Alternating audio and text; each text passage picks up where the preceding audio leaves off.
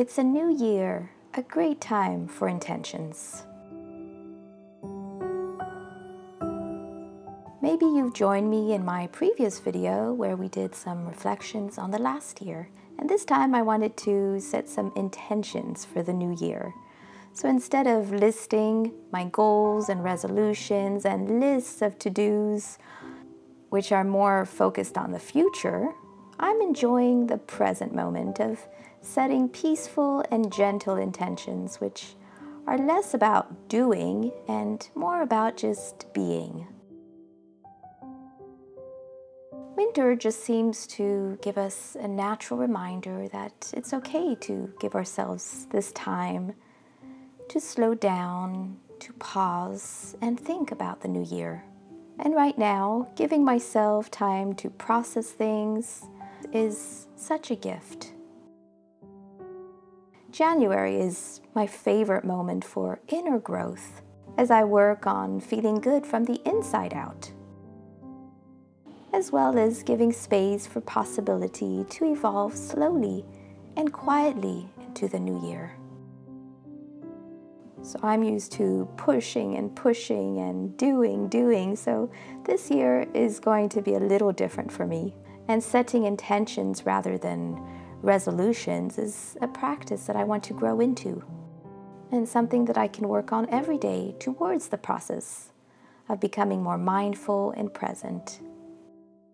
Some days I just need to put away my checklist and allow myself to go with the flow. And that's what this season of winter does for me. It's a form of tending to my garden of well-being in a deep, gentle way. And I've listed for myself, again, paying attention to how my heart feels and what I'm ready for in the season, an acronym using the letters New Year, like I did for last year. So here they are in case you'd like to join me in some journaling. You can get comfortable in your favorite happy place with your journal or art book, because nothing feels totally right to just get up and jump about in some stressful way. But I find that it's the perfect time to do some inner work and questioning alongside some wishes. So let's do this together. Going along with the acronym, I'm going to list my word for each letter, and then I'm going to add and include a little journal prompt for myself related to that word and about my new year forward.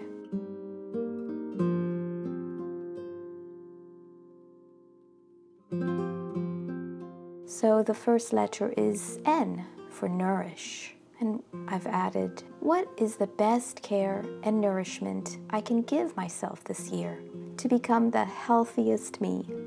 So this is a time I listen to my body for what nutrition and health or maybe fitness needs, and also paying attention to my heart for the right emotional care and positive intake. What do I want to feed my spirit?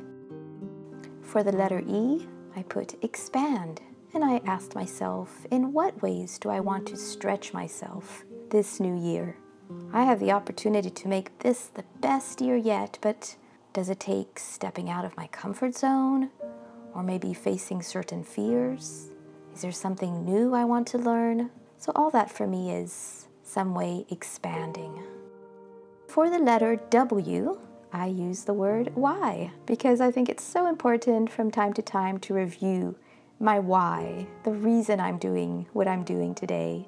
And I can ask why about the smallest details, habits of daily living, all the way to my professional life or routines, family life. And it just helps to bring clarity and focus, helping to keep it aligned with what brings me greatest joy and fulfillment. I think asking why is such a powerful tool to help us understand ourselves better, to help us grow, help us find purpose, and even to encourage and keep us motivated. For me, it's a definite way to challenge the norm and inspire more curiosity. Now comes the letter Y, and I've used the word yes, a big, bold yes. And I included welcome, What do I want to say yes to this year? What do I want to welcome more of? Invite in. All that to me is yes. And it ties along with keeping myself aligned with what brings me greatest joy and fulfillment. And it's also learning to say no to the good so that I can say yes to the best. And saying yes really opens the pathway to more discovery and more possibilities. For the E, my word is excite or excitement. What excites me about starting this new year? What are those ideas or projects that, again, really light me up? What makes me wake up each morning excited to get to my day? What are some of my favorite things to do? We live in such exciting times. There's always a little apprehension, but it's mixed in with some excitement. I think being able to feel that excitement is also part of growing. For the A, I've chosen my word to be action. And I'm asking myself, what small steps do I want to take in this new year? And notice how I put small steps, which to me means gentle steps, smooth steps.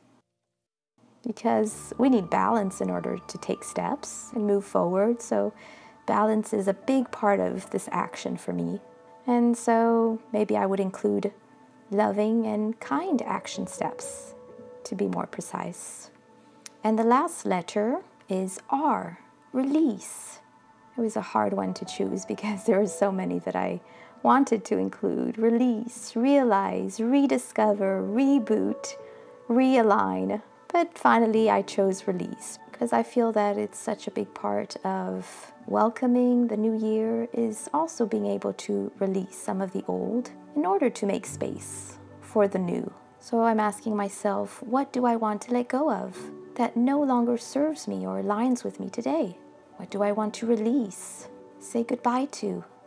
And I think it takes a lot of courage to release the things that we're familiar with and those things that seem secure, comfortable, in order to embrace what the new has to offer, which is all those other things: excitement, yes, action, expanding, nourishment. So to me, all these words tie in together in the end. I hope this was a pleasant and enjoyable time for you and that it brought you lots of joy and meaning as you step into this year, and kindly and gently prioritizing your well-being, because I feel that that's at the heart of making this year the best one yet, at least for me.